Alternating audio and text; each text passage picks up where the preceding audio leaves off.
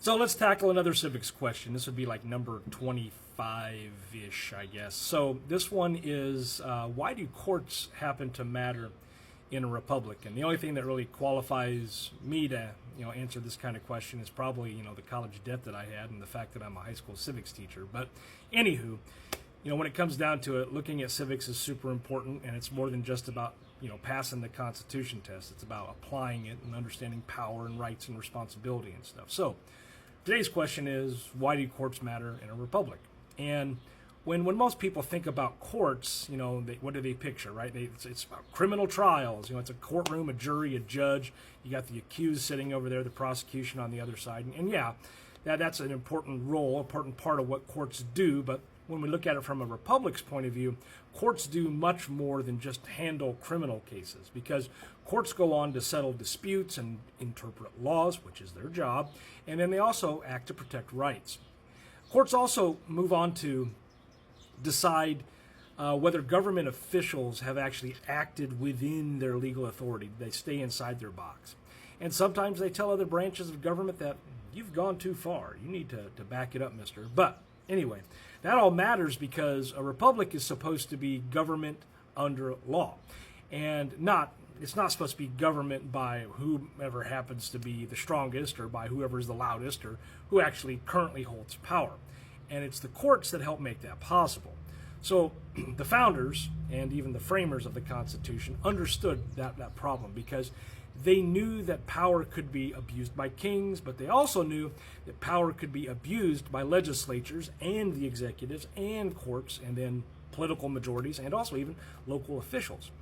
And that's why the Constitution creates a judicial branch. A judicial branch was, kind of new stuff when the Constitution comes about. And like if you want to go all the way back and look through my Federalist Papers series, where I went through each of the Federalist Papers, you would find number 78. And in number 78, our boy Alexander Hamilton is describing the judiciary as what he called the least dangerous branch, because it did not control the military or the money. Courts don't command armies, and courts don't collect taxes, and courts don't pass laws, because that's not their job. But courts do have judgment, and their power comes from deciding what the law means and then applying it to real disputes. And that role became especially important in 1803 with the case Marbury v. Madison. Now, if you remember your high school civics or history for this one, in that particular case, the Supreme Court announced the principle of judicial review, which means courts can declare a law or a government action unconstitutional in violation of the Constitution. And that's a major power. That is the biggest power the courts probably wield. It means that the Constitution is not just a set of suggestions. It's actually a higher law, the highest law in the land.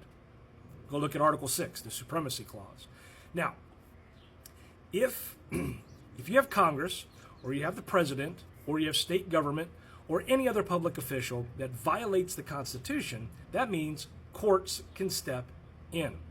And that doesn't mean that courts are perfect, right? They're not the be-all, end-all, but we have to remember, they're not. American history includes court decisions that protected rights and court decisions that have failed miserably, especially when we look back on them, right?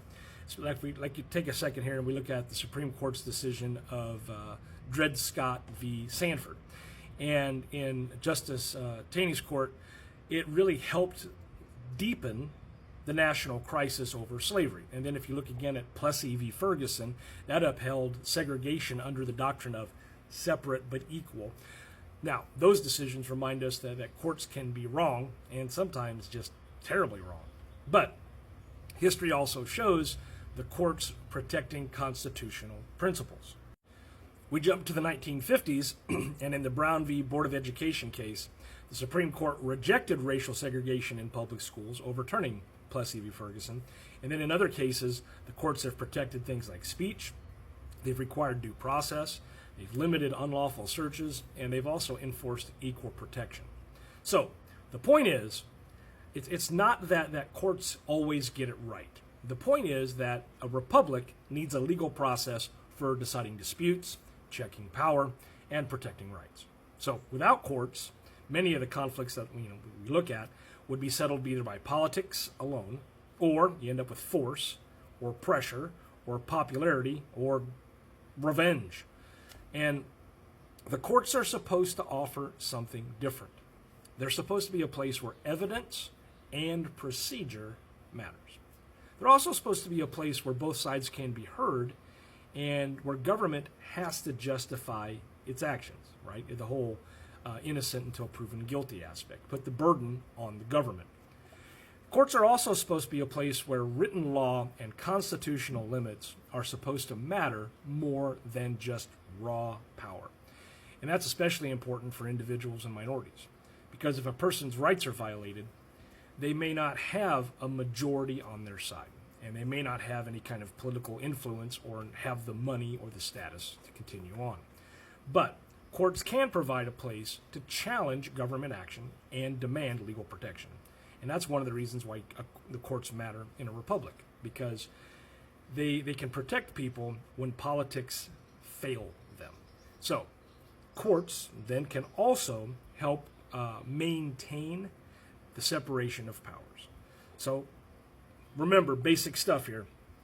Congress writes the laws, the executive branch enforces the laws, courts interpret the laws, and decide legal disputes. So that means every branch has a role. Everybody gets to stay in their own lane. And when courts do their job well, they remind the other branches that power has limits. But also, courts have limits too. Judges are not supposed to simply make policy just because they personally prefer it. They're supposed to interpret law, apply the Constitution, respect precedent, and explain their reasoning. And that's why arguments about courts can be so difficult. Courts are supposed to be independent enough to resist politics and political pressure, but they're also there to make decisions that affect public life in major ways. And that tension is really part of a constitutional government. So, bringing it full circle, why do courts matter in a republic? Well, because rights need protection, laws need interpretation, and government needs, their power needs limits. But also because disputes need peaceful resolution, and because the Constitution, it needs a place where its meaning can be argued and enforced. And so the real question is not whether courts are always right, because they're not.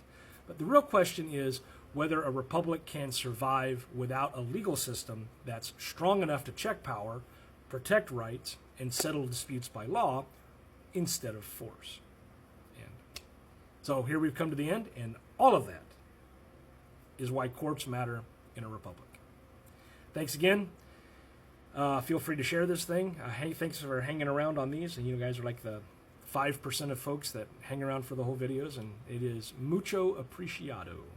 Take care, and I'll come up with something for episode 26. I don't know yet, but it'll probably be court related. Thanks for watching.